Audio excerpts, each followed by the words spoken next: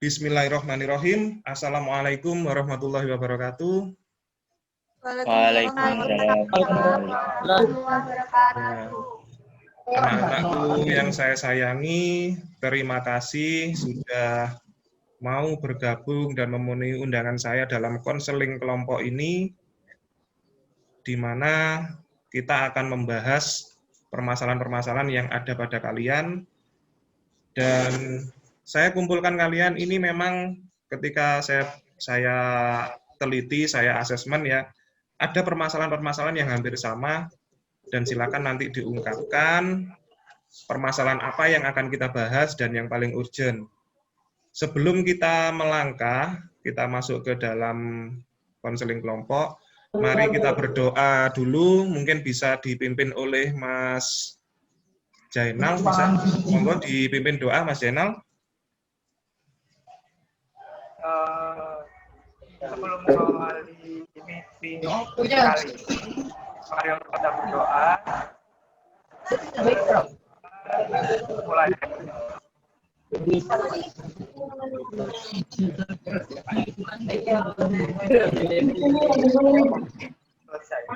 Ya, terima kasih. Mungkin untuk kelompok ini apa perlu kita berikan nama ya? Nama kelompok? Dikasih nama apa?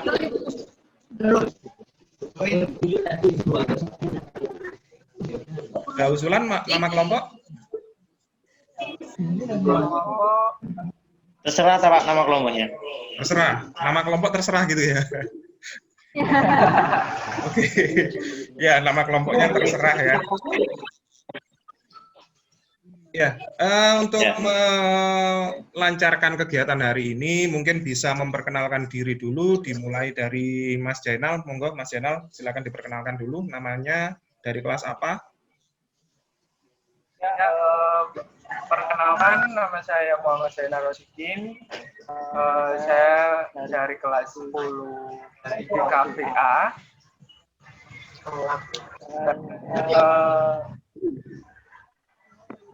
Pengalaman saya Madurjo. Sudah, Pak? Sekian gitu aja.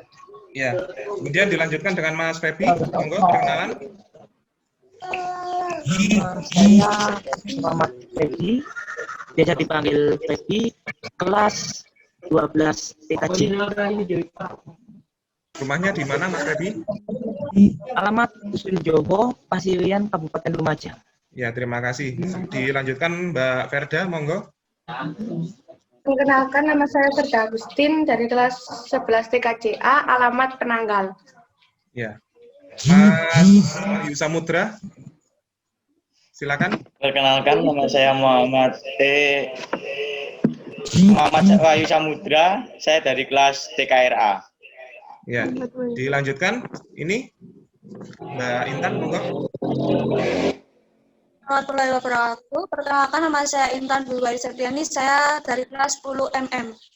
Ya, terakhir Mbak Yuliha, monggo. Perkenalkan, nama saya Yuliha dari kelas 10 AKLJ, alamat Tasik Malaya. Ya, terima kasih atas perkenalannya, sudah kenal masing-masing ya. Sebelum saya lanjutkan ke konseling, ini ada 4 asas yang harus saya sampaikan dan harus kita sepakati. Yang pertama ada asas kerahasiaan ya. Jadi konseling ini, permasalahan yang kita ungkap ini tolong nanti jangan sampai keluar ya. Hanya ada di kelompok ini saja. Ya, bisa dimengerti ya. Kemudian yang kedua ada asas kesukarelaan, yaitu ketika mengungkapkan masalah yang disampaikan ini tanpa ada paksaan dari siapapun ya. Yang ketiga asasnya keterbukaan, jadi mohon nanti mengungkapkan masalah itu juga tidak ditutup-tutupi. Jadi permasalahan apa yang ada memang harus diungkapkan gitu ya. Dan yang keempat itu adalah asas kenormatifan. Jadi ada norma-norma yang harus kita ikuti. Norma apa saja di sini, yaitu norma ya keseharian kita. Jadi jangan sampai menyinggung orang lain dan seterusnya. Bisa dipahami ya? Ya, bisa. Nah, tujuan dari konseling ini adalah untuk kita menyelesaikan satu masalah yang kita hadapi bersama. Tentunya nanti yang akan kita bahas adalah sesuatu yang paling urgent yang akan kita bahas atau yang paling sangat penting untuk dibahas. Oke, kita mulai dari siapa dulu yang mengungkapkan? Dari Mbak Yuliha dulu mungkin bisa disampaikan masalahnya. Masalahnya itu pasti di belajar kayak misalnya buat ngatur kapan harus belajar, kapan harus santai. Ya. Mbak Intan mungkin bisa mengungkapkan permasalahannya yang dihadapi. Kalau saya dalam belajar juga sih, kita ngatur waktu untuk beristirahat, belajar kapan, itu aja.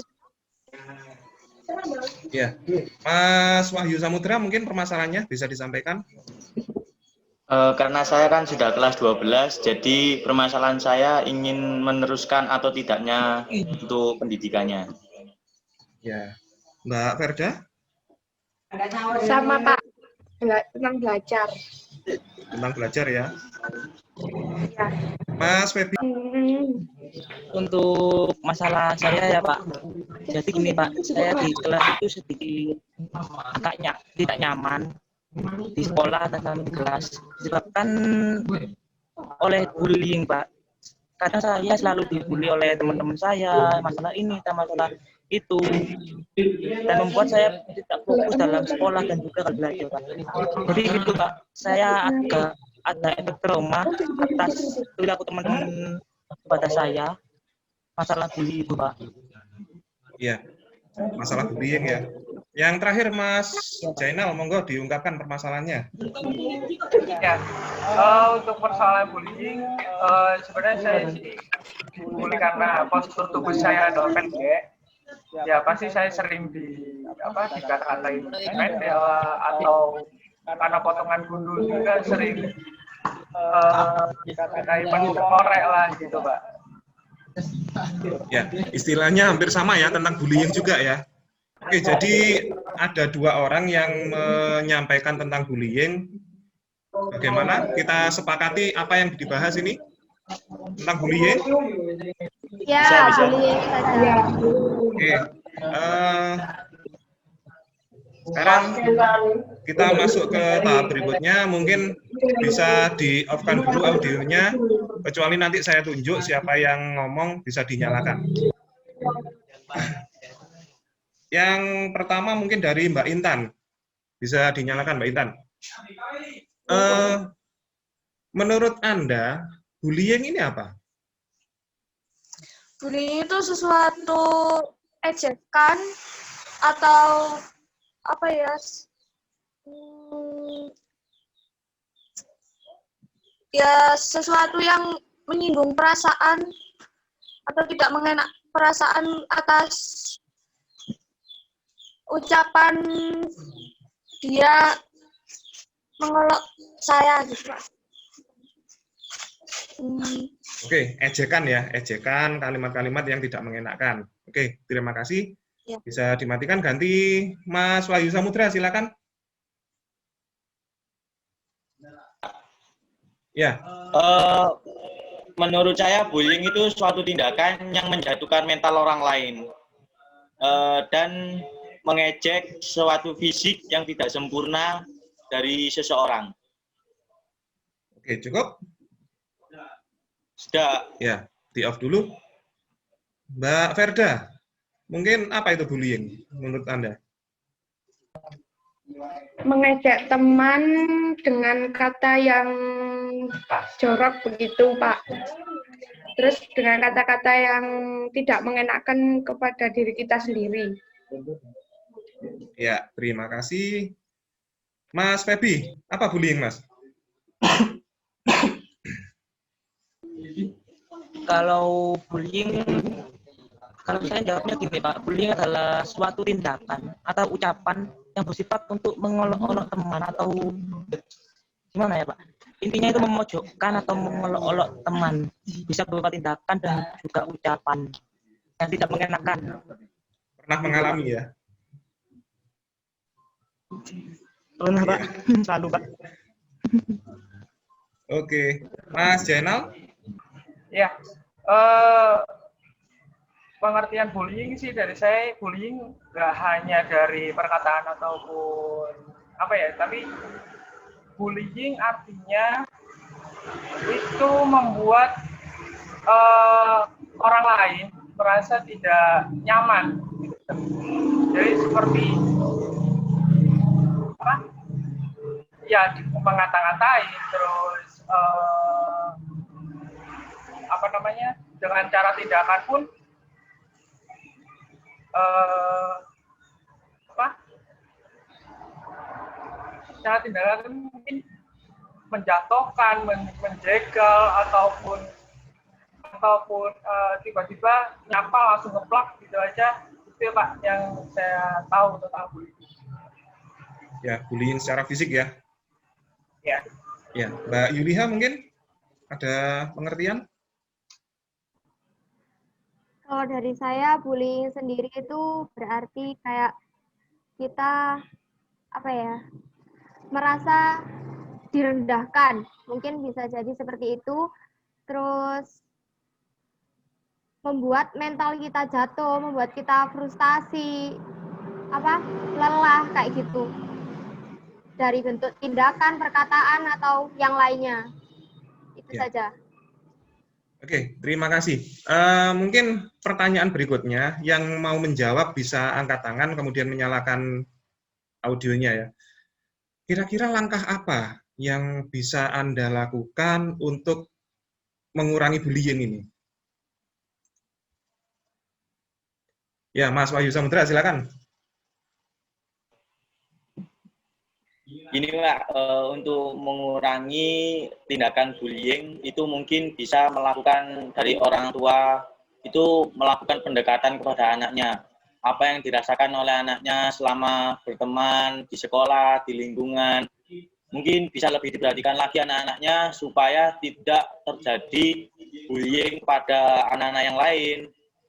Mungkin proses terjebaknya bullying itu karena ada kekurangan fisik dari seseorang ya. Jadi saya harap untuk orang tua itu lebih memperhatikan anaknya. Mungkin itu yang bisa saya sampaikan. Ya, terima kasih. Pinter sekali ya. Tepuk tangan dulu. Yang lain mungkin yang mau menjawab, silakan. Angkat tangan. Ya, Mbak Yuliha, silakan. Kalau dari saya, ini kan bullying pastinya sering terjadi di sekolah. Terus untuk hal yang bisa mengurangi, kita sebagai siswa harus punya rasa toleransi, yaitu menghargai.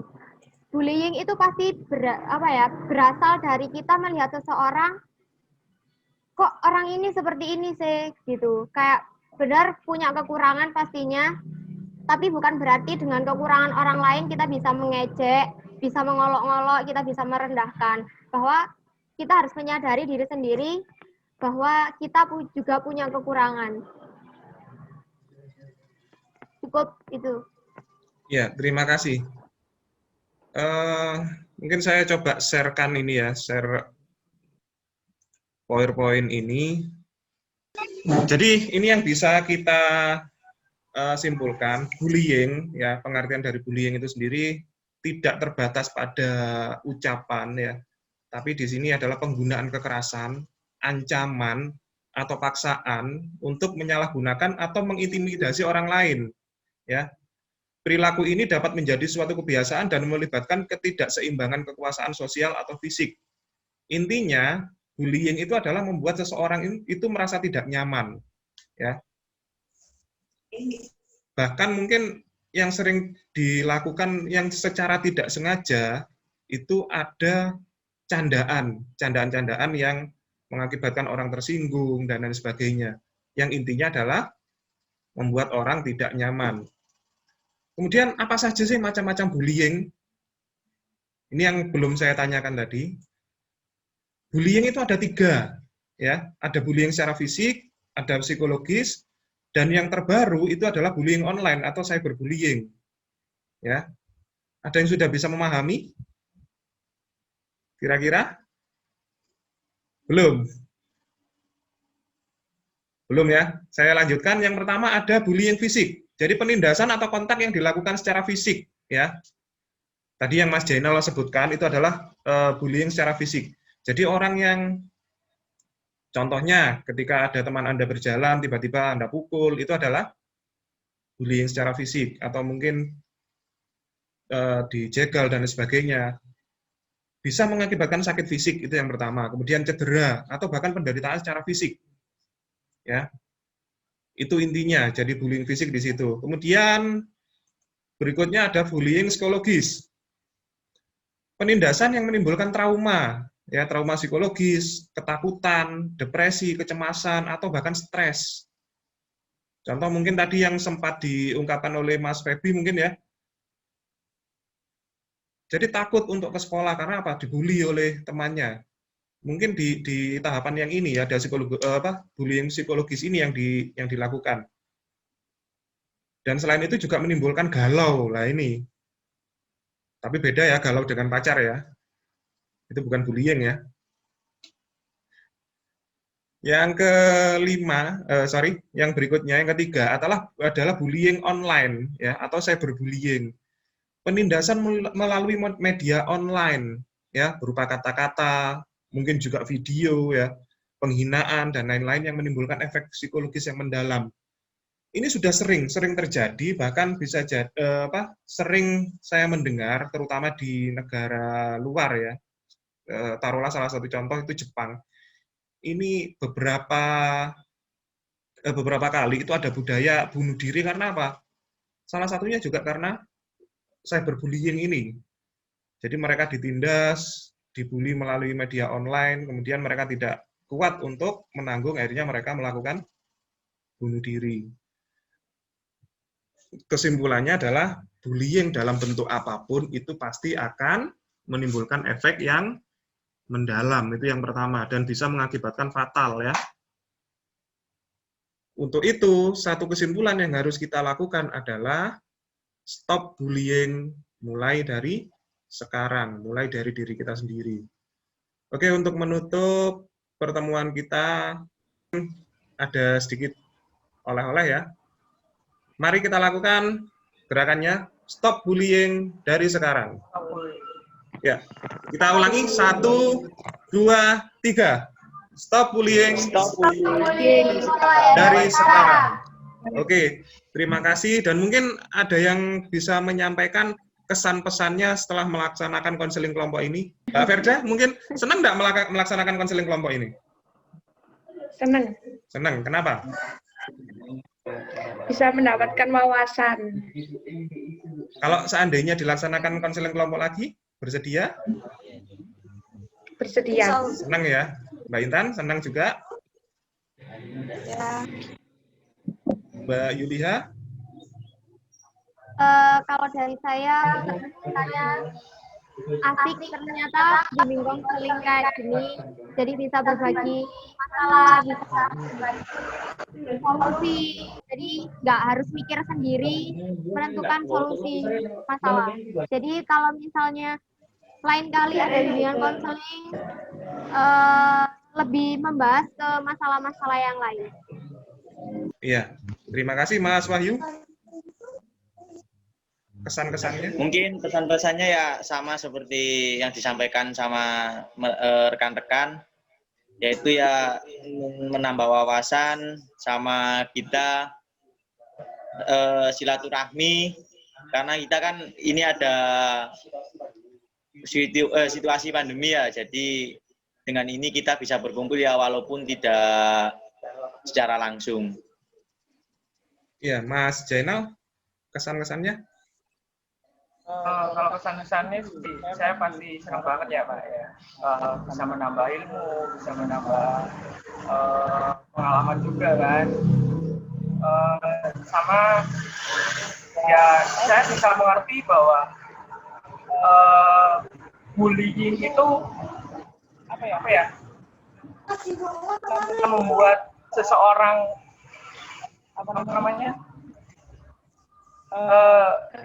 segitu buruknya gitu loh, sampai bisa bunuh diri seperti itu aja Pak. Ya. Oke, terima kasih untuk semuanya untuk sesi konseling hari ini dan mungkin lain waktu kita bisa jadwalkan untuk konseling kelompok berikutnya. Sepakat ya? Siap, sepakat. Oke, untuk menutup, mari kita berdoa bersama-sama. Saya pimpin berdoa. Berdoa dimulai. Selesai dan saya akhiri. Assalamualaikum warahmatullahi wabarakatuh.